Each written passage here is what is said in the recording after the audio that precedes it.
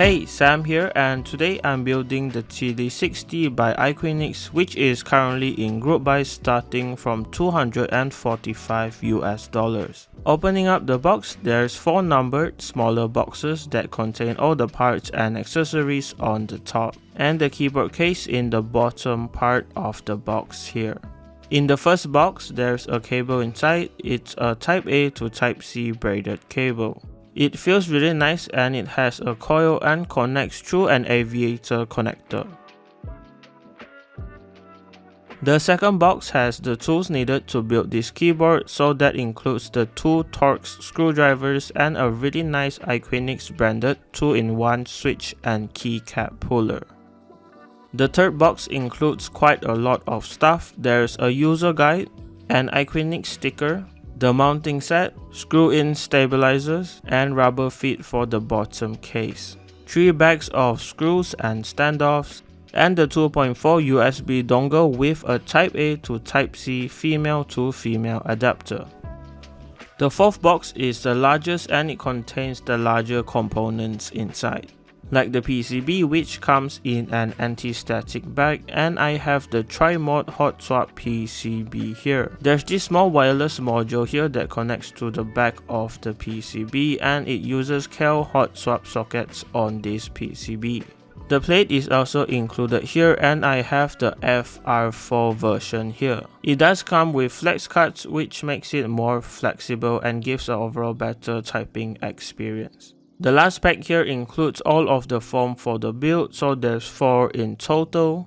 1 Poron PCB sheet, 1 pre-cut Poron plate foam, and the 2 more other pieces are the Poron foam for the case. And talking about the case, this is the case right here, and I have the silver aluminum version with me. It's pretty unique. It has a storage module here on the top, and right next to it is the knob. Starting off the build, I will first be doing the stabilizers, and I will be lubing the screw-in stabilizers with Krytox XHT-BDZ. I'm just going to be applying a really light coat of the lube to the housing and a thicker and more generous amount on the wire. This will help remove most of the rattle on the stabilizers and make it sound better, and it's also really easy to do this mod. With the stabilizers all done, installing them is pretty easy. You just need the washer and the screw to screw it in place. At this step, always make sure that you install the sheet for the PCB so it's easier down the line. And for this build, I will be using all of the foam given. After that, the standoffs for the plate can be installed, and it's just this golden bit alongside the small screw included, and it fits at the mounting holes like this. In total, there are 4 standoffs for the FR4 plate, 2 on the right and 2 on the left. The screws are really small and it uses a Torx head, so I recommend that you use the given screwdrivers. Now moving on to the switches. Here I'll be using the Sarokeys Black Cherry Pie linear switches, also known as the BCP switches. These have been hand looped and sent over by Keycaps project, so they'll be linked in the description below. Installation is simple. You just have to push it down, but the flex cuts in the plate might make it harder, so you need to take your time and make sure the switch fits in place properly. Once all of the switches are installed, this is what it should look like.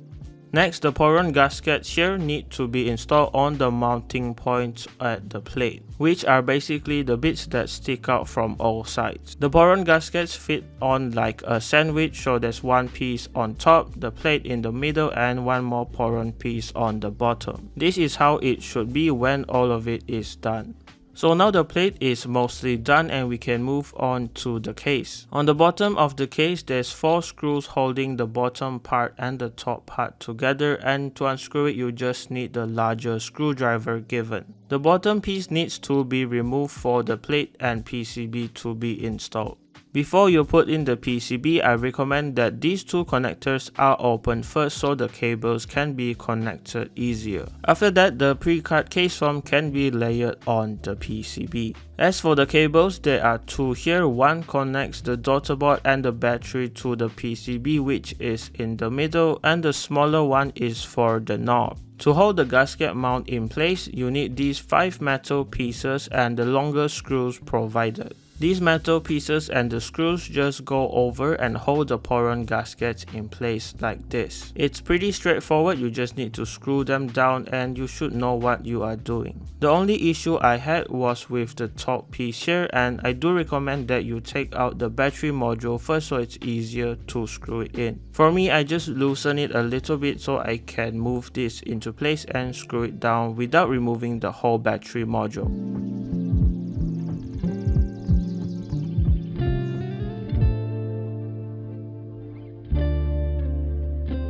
And after all of that, the last piece of Poron sheet can go in and the bottom case here can screw back into place, holding everything together. As for the bottom part of the case, there's only the feet that you need to install, so there's one larger piece for the top module and two smaller pieces for the bottom part. So the case is fully assembled and now it's time for the keycaps. I'll be using the Akko Cherry Profile Retro keycap set in this build, and I think that it really complements the silver of the case nicely. These keycaps are double shot PBT and my experience with them is pretty good. And I will also be adding a small custom piece here on the function key just to tie it all together.